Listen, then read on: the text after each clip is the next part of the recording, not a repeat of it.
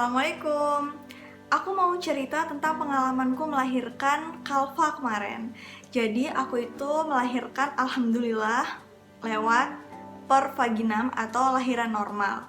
Nah, ceritanya itu aku melahirkan di usia ke 38 minggu lewat 4 hari.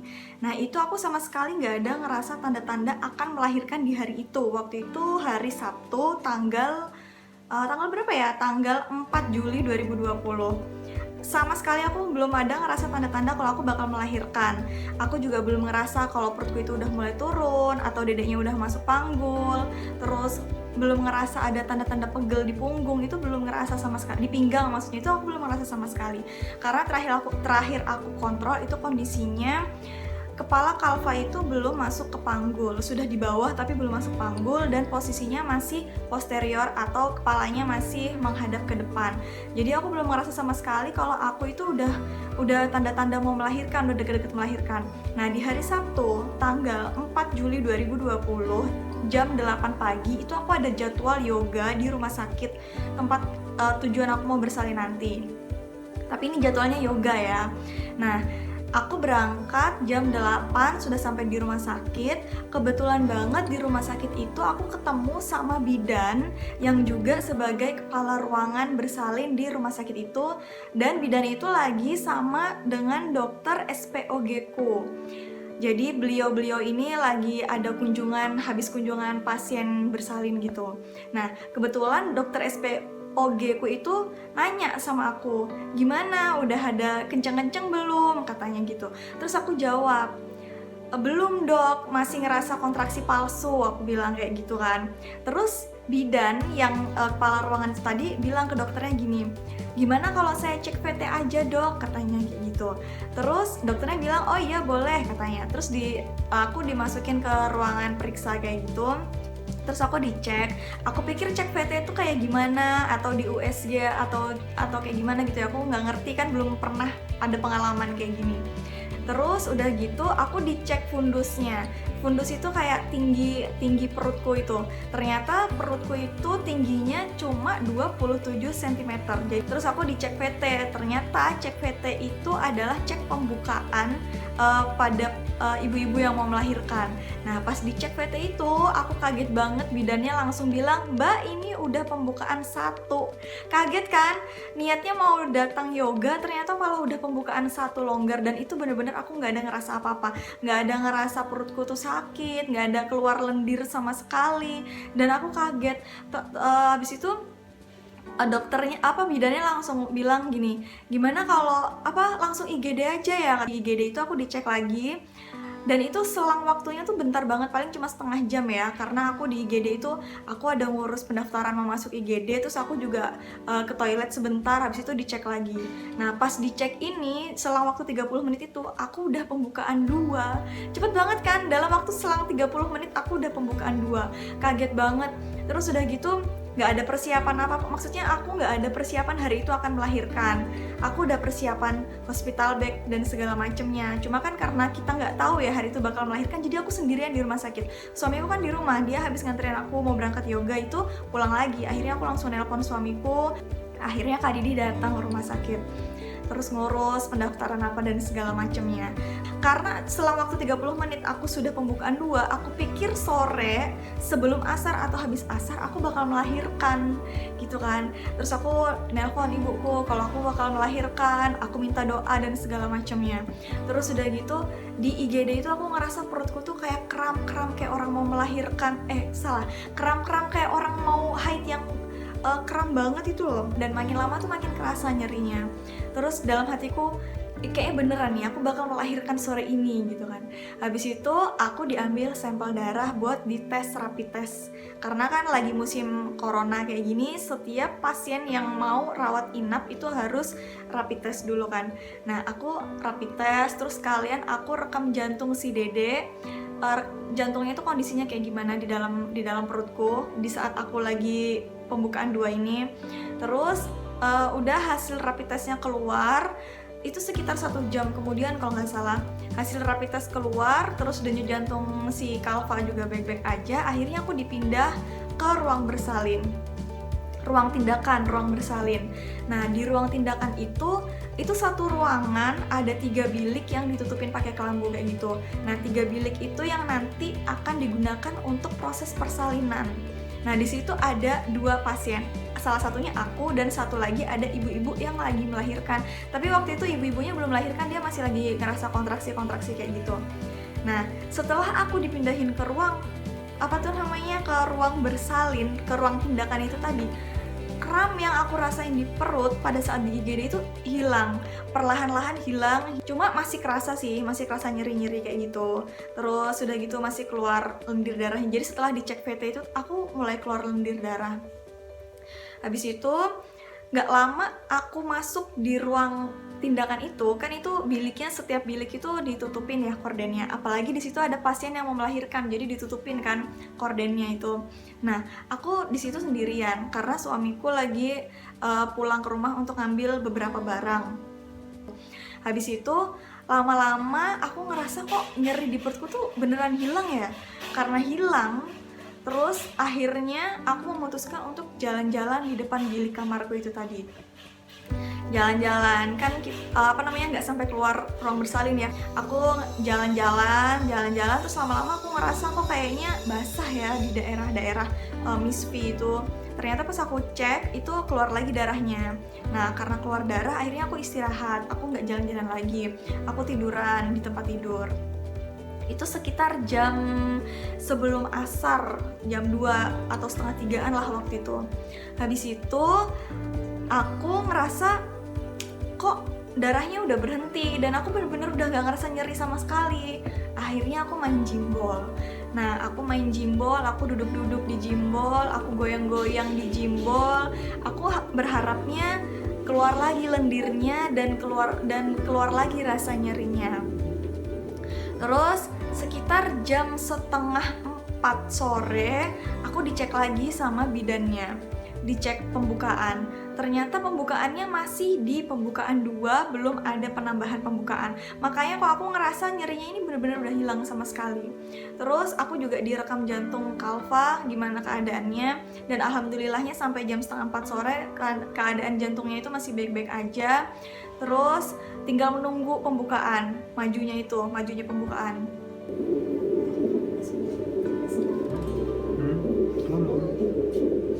Aduh, aku mau lahiran. Aku malu.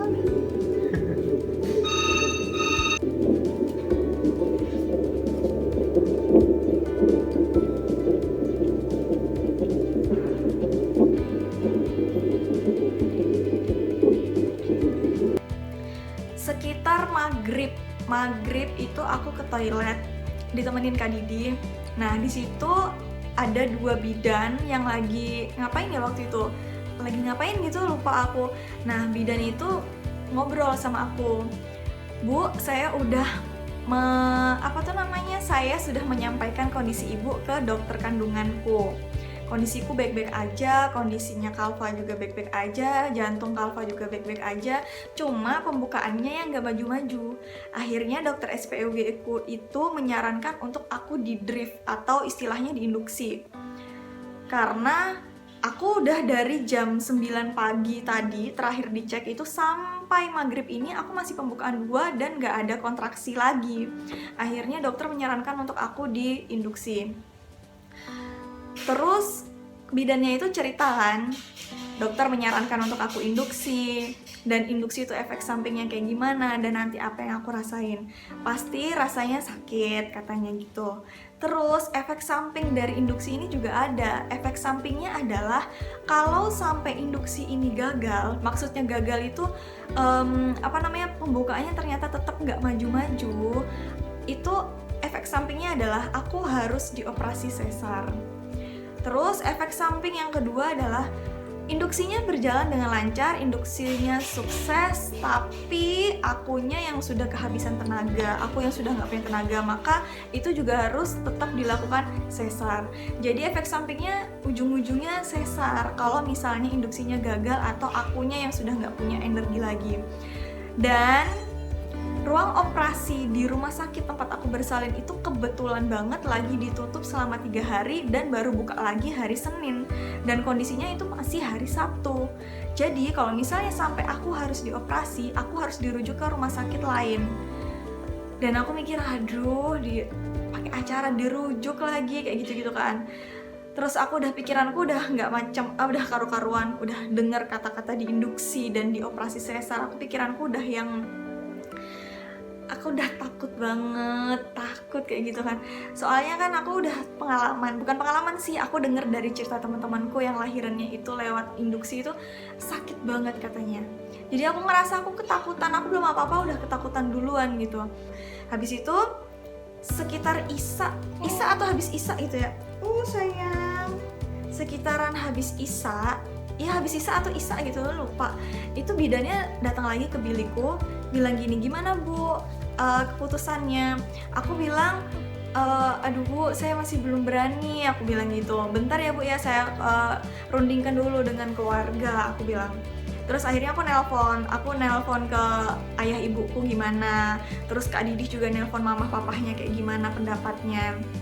Nah, itu kalau kata orang tuaku sih, kan ini yang ngejalanin aku, jadi terserah keputusanku kayak gimana.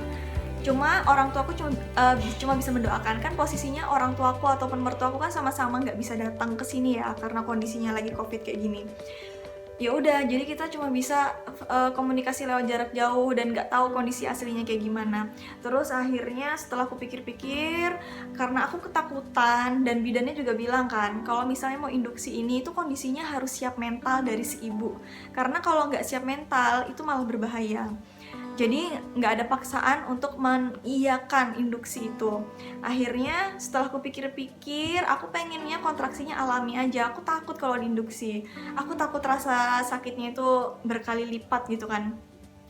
Akhirnya sekitar jam 8:30 aku suruh Kak Didi untuk bilang ke bidannya, aku mau nunggu kontraksi alami aja sampai besok subuh. Kalau sampai besok subuh aku belum ngerasain kontraksi alami, oke, diinduksi. Dan bidannya mengiyakan karena emang nggak bisa dipaksa kalau emang akunya nggak siap. Akhirnya ya udah kan, aku udah membuat keputusan untuk tetap menunggu kontraksi alami sampai besok subuh. Akhirnya aku istirahat. Aku nggak ada lagi jalan-jalan, aku nggak ada lagi main jimbol. Terus udah makan, santai-santai istirahat kayak gitu. Dan aku mencoba untuk tidur tapi nggak bisa tidur karena kondisinya kan kita lagi nunggu kontraksi, nunggu pembukaan dan siap-siap mau melahirkan. Jadi kayak nggak bisa tidur gitu. Apalagi itu posisinya di rumah sakit, bukan di rumah. Sampai akhirnya udah jam 12, udah jam 12:30, pokoknya udah malam lah. Dan aku nggak bisa tidur. Terus di jam 12:30 itu tiba-tiba aku ngerasa kok kayaknya perutku agak nyeri ya, agak sakit gitu. Tapi nyeri yang kurasain itu beda sama nyeri yang kurasain waktu tadi siang di ruang IGD itu. Rasanya beda banget. Yang ini tuh rasanya kayak, rasa sakitnya tuh kayak jalan gitu. Kayak jalan dari bawah dada sampai ke perut, sampai ke bagian sampai ke bagian rahim bawah gitu, kayak dia jalan gitu rasanya. Terus udah gitu, rasa yang pertama kali ku rasain itu dia nggak terlalu sakit, nyeri tapi nggak terlalu sakit. Aku masih bisa santai ngerasainnya. Dan yang kedua kali aku ngerasa nyeri lagi. Terus aku mulai berpikir, apa ini ya yang namanya kontraksi ya.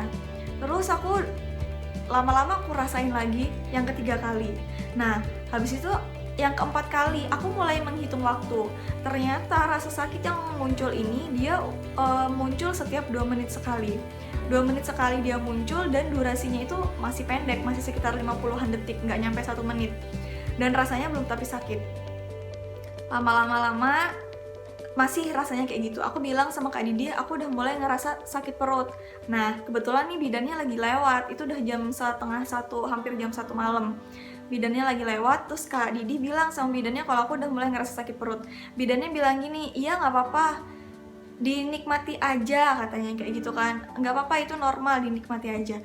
Aku dengar kata dinikmati aja, wah bener nih, ini kayaknya kontraksi, oh ini yang namanya kontraksi asli gitu kan. Dan rasanya belum tapi sakit, masih biasa aja. Maksudnya udah sakit tapi yang masih bisa diabaikan, masih bisa dibawa ngapa-ngapain gitu. Lama-lama aku ngantuk dan akhirnya aku ketiduran. Nah, tapi aku ketiduran ini nggak dalam kondisi yang deep sleep banget, ketiduran nyenyak banget, itu enggak. Jadi aku tuh ketidurannya tuh setengah tidur dan setengah sadar. Jadi di tengah-tengah aku tidur itu aku ngerasa kalau perutku ini sakitnya makin sakit daripada yang tadi. Sakitnya itu makin sakit banget sampai rasanya tuh perutku kayak diremes-remes kayak gitu, dan aku mulai ngerasa aduh sakit banget kayak gitu kan. Nah, aku mulai ngerasa durasi sakitnya ini, durasinya kontraksinya ini mulai panjang. Kalau yang tadi kan cuma sekitar 50-an detik ya. Kalau yang ini aku ngerasa dia lebih dari 50 detik, mungkin sekitar 1 menitan lebih. Karena aku ngerasa kayak lama banget gitu durasinya. Makin lama makin sakit sampai yang aku udah nggak tahan, kayak sampai udah mulai nggak tahan kalau setiap rasa sakitnya itu muncul. Terus kan aku pakai selendang ya, itu selendangnya sampai ku remes pakai tanganku ku kencangin, otot lengan atas juga ku kencangin, pokoknya aku kencangin sekuat tenaga deh, soalnya aku udah mulai ngerasa itu sakit banget. Tapi dalam kondisi aku tidur lelap, ya nggak lelap banget sih, setengah tidur dan setengah sadar. Terus udah gitu nggak tahu jam berapa aku kebangun, pokoknya masih tengah malam, sekitar mungkin jam 2 atau jam setengah 3, apa jam berapa ya, pokoknya masih tengah malam. Aku kebangun, dan sepanjang aku kontraksi itu aku ngerasa aku sadar kalau aku tuh ngerasa sakit perut, cuma mataku nggak bisa melek, cuma aku sadar. Dan aku selalu berucap astagfirullah, karena gimana ya, kondisinya aku setengah sadar dan setengah tidur, jadi aku masih bisa berucap astagfirullah dalam hati dan mulutku. Tiba-tiba Kak Didi tuh bilang kayak gini, "Beb, tadi tuh ada gempa loh," katanya. "Hah? Ada gempa?" Aduh nggak tahu deh, aku bodo amat sama gempa, aku bilang kayak gitu. Perutku sakit banget soalnya, aku udah nggak peduli mau ada gempa kayak ada apa kayak, aku bilang kayak gitu. Terus udah gitu aku lanjut tidur lagi. Jadi aku benar-benar nggak nanggepin sama sekali sama beritanya Kak Didi tadi yang ada gempa itu. Aku tidur dan bangun-bangun itu udah subuh. Bidannya masuk ke bilik ngecek pembukaan. Dan ternyata pas dicek pembukaan subuh itu aku pembukaan 3 mau ke 4. Jadi semalaman, ya nggak semalaman sih, dari jam 12:30 aku mulai ngerasa kontraksi sampai subuh ini tadi. Ternyata masih pembukaan 3 mau ke 4. Ya Allah, masih lama banget. Dan itu pembukaan kan sampai 10 ya. Lama banget, dan aku ngerasa kayak aku udah nggak kuat kayak gitu kan. Ini sakit perutku udah nggak kuat banget, udah yang sakit banget gitu kan. Terus Kak Didi nanya ke bidannya, "Ini dokternya datangnya jam berapa?" Bidannya bilang mungkin sekitaran jam 7:30 atau jam 8. Nanti kalau dokternya udah datang nanti dicek lagi. Terus udah gitu aku lanjut tidur, lelap lagi tidur. Nah habis itu sekitar jam 7:30-an pagi aku denger tuh Kak Didi nanya sama bidannya, "Bu, ini kapan dokternya datang?" "Iya, dokternya belum bisa datang sekarang, mungkin sekitar nanti jam 9-an," katanya kayak gitu. Aku denger itu, dan akhirnya sampai jam 8:30 itu aku dicek lagi pembukaan sama rekam jantung. Ternyata rekam jantung Kalfa ini masih baik-baik aja, alhamdulillah baik-baik aja. Dan aku pembukaan pas dicek, dan aku sudah pembukaan 7. Iya sayang, aku sudah pembukaan 7. Terus udah gitu ketuban masih aman, masih oke, belum ada pecah sama sekali, belum ada rembes sama sekali.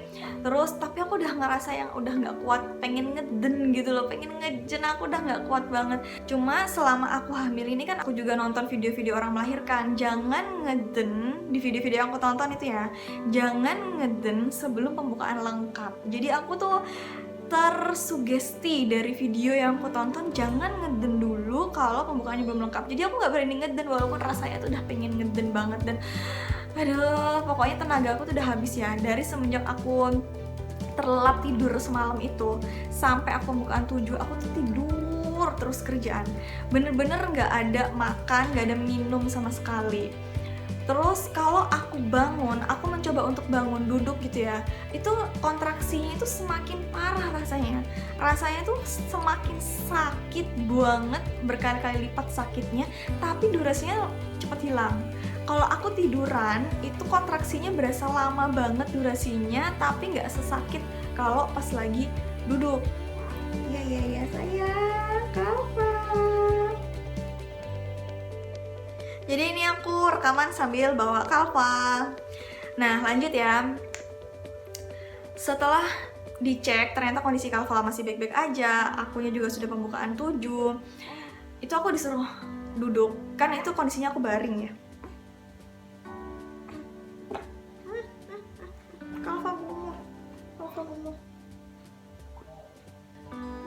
Oke lanjut. Jadi setelah dicek, aku udah pembukaan 7 dan kondisi jantung Kalva juga alhamdulillah masih baik-baik aja. Itu aku disuruh duduk sama bidannya. Bukan duduk sih, kayak gimana ya, kan aku tiduran ya, maksudnya posisinya rebahan. Itu aku disuruh, tempat tidurku tuh agak dinaikin sedikit, jadi aku posisinya itu kayak setengah duduk setengah rebahan gitu. Itu tujuannya bidannya itu mau ngajarin Kak Didi buat pijet oksitosin. Jadi biar tujuannya, pokoknya intinya biar pembukaannya itu cepat maju. Terus udah gitu persiapan ASI nanti pas aku lahiran juga bisa langsung keluar kayak gitu kan. Nah tapi di posisi yang setengah duduk dan setengah rebahan itu aku disuruh angkat kaki. Angkat kaki yang kayak misalnya kita lagi duduk di warung gitu kan, angkat satu kaki kayak gitu. Tapi ini dua-duanya disuruh ngangkat. Terus aku bilang aku nggak kuat, soalnya kayak perutku kontraksinya kerasa banget gitu. Terus dokternya itu korek-korek bagian dalam, aku nggak ngerti nih bagian dalam yang dikorek-korek itu apa. Mungkin dokternya ngecek apakah kepalanya itu udah bener-bener mendekati jalan lahir, sudah benar-benar mau keluar kayak gitu, aku nggak ngerti juga. Terus dokternya juga ngecek kantong ketuban, ternyata kantong ketubanku itu masih dalam kondisi utuh dan belum pecah sama sekali. Terus udah gitu dokternya juga bilang sama bidan, sama aku juga bilang ini saya pecah ya kantong ketubannya. Dan aku mikirnya kantong ketubanku tuh mau dipecah tuh bakalan sakit atau kayak gimana gitu. Dan rasanya tuh emang sakit banget, dan aku nggak tahu ya kantong ketubanku itu dipecahnya tuh dengan cara kayak gimana. Pokoknya itu kayak tangan dokternya tuh kayak ngorek-ngorek kayak gitu loh sampai ke dalam kayak gitu. Dan pokoknya itu rasanya sakit banget, jadi udah kontraksi sakit ditambah dicek itu ternyata juga sakit. Terus akhirnya aku disuntik. Terus aku bilang, aduh disuntik lagi, bilang udah nggak apa-apa tenang aja, ini disuntik untuk mempercepat pembukaannya supaya lengkap katanya kayak gitu kan. Terus ya udahlah nerima aja aku disuntik. Terus setelah disuntik aku udah mulai ngerasa perutku tuh kenceng lagi. Terus aku udah yang kan setiap kalau perutku kenceng tuh aku kayak gelisah dan kesakitan kayak gitu kan. Terus dokternya bilang kayak gini, nanti kalau misalnya perutnya udah ngerasa kenceng kayak gini, coba ngeden ya katanya kayak gitu kan. Jadi ngedennya itu pas lagi perutnya kencang kayak gini, pas lagi kontraksi kayak gini. Terus aku disuruh ngeden, coba sekarang ngeden katanya. Terus aku ngeden lah, kan aku belum tahu ya ngeden persalinan tuh kayak gimana. Ya aku langsung aja ngeden yang kayak di TV kayak gitu. Aku langsung kayak gitu kan ngeden. Ternyata kata dokternya enggak kayak gitu, ngedennya itu salah katanya gitu. Nah ngedennya itu ada tekniknya katanya. Terus aku bilang, kayak gimana dok ngedennya? Aku bilang gitu. Ngedennya itu kayak kita mau BAB tapi yang kondisinya sembelit parah kayak gitu loh. Jadi yang kayak nggak bisa dikeluarin. Jadi ngedennya tuh kayak ngeden kayak gitu. Nah di situ kan kondisinya aku ditemenin sama Kak Didi di sampingku. Terus aku ngerasa kayak panas banget dalam ruangan kayak gitu kan. Terus Kak Didi tuh mencoba untuk menenangkan dengan ngajakin aku ngobrol, nyuruh aku makan, ngelapin keringat lah segala macam, nyuruh aku minum. Dan aku tuh ngerasa karena aku lagi sakit banget perutku, disentuh sama orang itu kayak ngerasa makin sakit gitu. Jadi aku ngerasa kayak ada orang lain yang ngajakin aku ngobrol di saat kayak gitu tuh, itu menurutku itu sangat mengganggu gitu. Mengganggunya tuh kenapa ya? Karena kayak aku ngerasa kondisiku tuh lagi kayak gitu, aku lagi nggak pengen diajakin ngobrol kayak gitu. Terus ya aku merasa bersalah sih sama suami sendiri kayak gitu. Tapi gimana ya, waktu itu kondisinya emang lagi sakit banget. Terus udah gitu aku disuruh makan sama dokternya, aku nggak mau kan, karena kayak emang udah hilang nafsu makan gitu. Karena sakit, dalam kondisi sakit perut kayak gitu disuruh makan gimana, pasti udah nggak nafsu gitu kan. Terus akhirnya muncul lagi kontraksi. Nah pas lagi muncul kontraksi aku disuruh ngeden. Aku ngeden udah sekuat tenaga, aku ngeden ternyata bayinya belum keluar.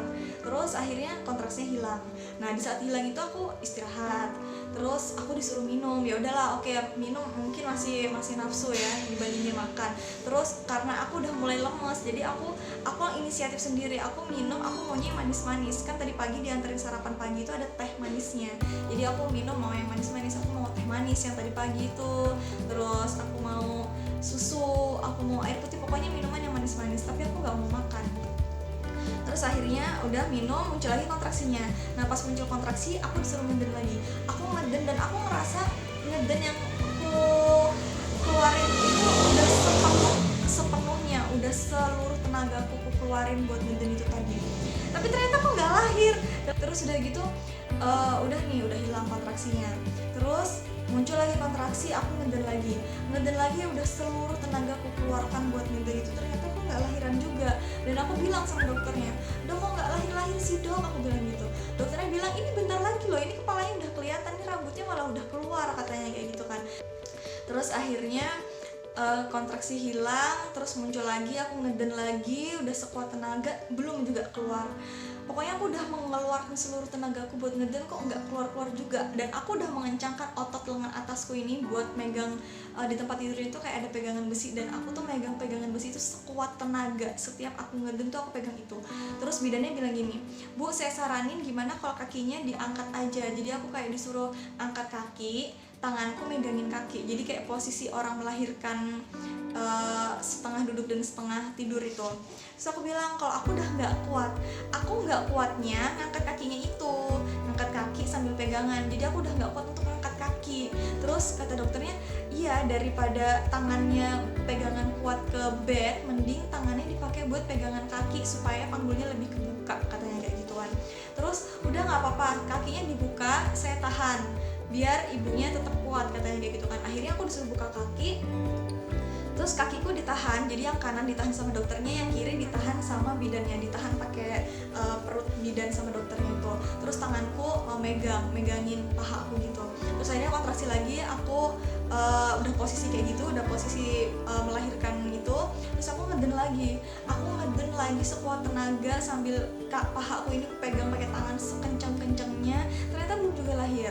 Terus bidannya bilang sama dokter kalau tenaga yang keluarin itu belum full, belum powerful, belum kuat gitu kan. Makanya kenapa lahir dedenya belum keluar. Terus akhirnya itu ngeden yang keberapa kali ya, udah nggak ingat lah, pokoknya saking seringnya aku ngeden itu. Akhirnya yang terakhir nih itu dengan sangat terpaksa akhirnya digunting lah Miss V itu, digunting. Terus ngeden, udah perutku udah kenceng lagi, aku ngeden lagi. Nah pas ngeden itu dokternya bilang nekat, ini harus nekat gitu. Bidan juga bilang iya bu, harus nekat, kuat, katanya kayak gitu.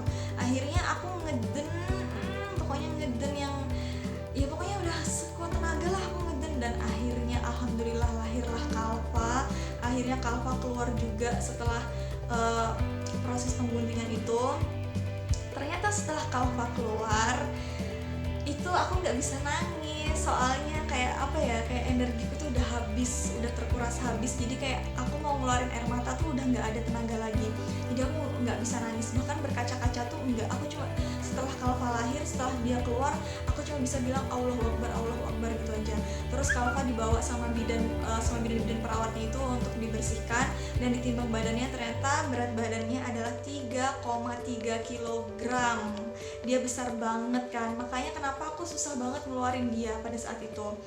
Dan di hari sebelumnya, di hari Sabtu waktu di IGD dan di ruang periksa bidan itu, perkiraan berat badan Kalfa ini adalah 2,6 kilo. Ternyata pas lahir 3,3 kilo, gede banget kan. Padahal tinggi fundus perutku itu waktu diukur cuma 27 cm aja, gede banget kan, tapi perutku kecil.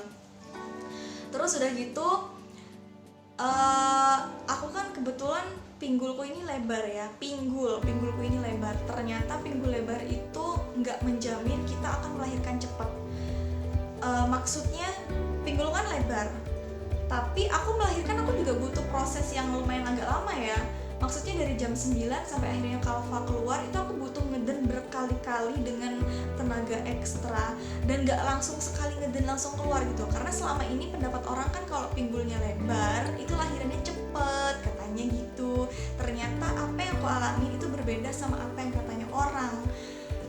Ternyata aku punya pinggul lebar, aku lahiran juga susah gitu. Bukan susah yang kayak gimana ya, maksudnya aku butuh energi ekstra, butuh kekuatan ekstra buat mengeluarkannya. Dan ternyata kondisinya emang bayinya juga lumayan gede sih. Dan pinggul itu nggak mempengaruhi kelahiran. Yang mempengaruhi kelahiran itu sebenarnya adalah panggul, bukan pinggul. Mungkin kalian bisa cari sendiri ya perbedaan panggul sama pinggul itu kayak gimana. Nah, selama ini aku periksa kehamilan itu juga nggak disinggung sama sekali sama dokternya tentang pinggulku yang lebar. Karena nggak pernah disinggung, berarti kan emang iya kalau pinggul itu nggak ada pengaruhnya sama sekali sama kelahiran. Oke, jadi intinya akhirnya Kalva lahir di hari Minggu tanggal 5 Juli 2020 jam setengah 10 pagi. Aku hamil itu kan dari usia 5 bulan atau 6 bulan aku udah mulai rutin jalan kaki, senam, yoga, dan jimbol. Aku udah mulai ngerutinin itu sampai akhirnya di usia ke 9 bulan itu bener-bener rutin banget untuk yoga. Jadi usia 5 bulan itu aku udah mulai senam, tapi nggak setiap hari. Jalan kaki juga nggak setiap hari.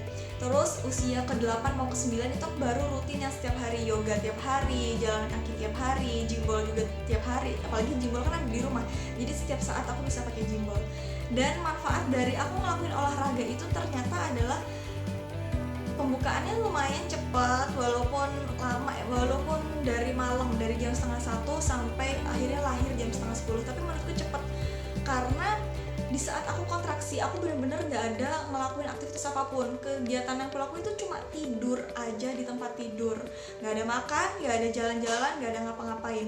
Tapi ternyata dari jam setengah 1 malam kontraksi dan jam setengah 10 pagi udah lahiran. Itu berarti efek dari aku olahraga selama ini main cepet kan, padahal aku gak ada ngelakuin aktivitas apapun. Biasanya kan orang kalau misalnya gak pembukaannya lama itu kan biasanya bisa nyampe 24 jam atau enggak bisa nyampe beberapa hari kemudian. Kalau aku alhamdulillah cepat, ya mungkin itu karena efek dari olahraga itu tadi. Jadi itu tadi cerita proses kelahiranku melahirkan Kalva. Semoga pengalaman lahiranku ini bermanfaat buat kalian. Dan buat kalian yang lagi menanti gelombang cinta atau lagi menanti kelahiran buah hatinya, jangan lupa untuk terus olahraga ya. Semoga dengan kalian rutin olahraga itu bisa membantu proses kelahiran kalian jadi lebih lancar. Assalamualaikum.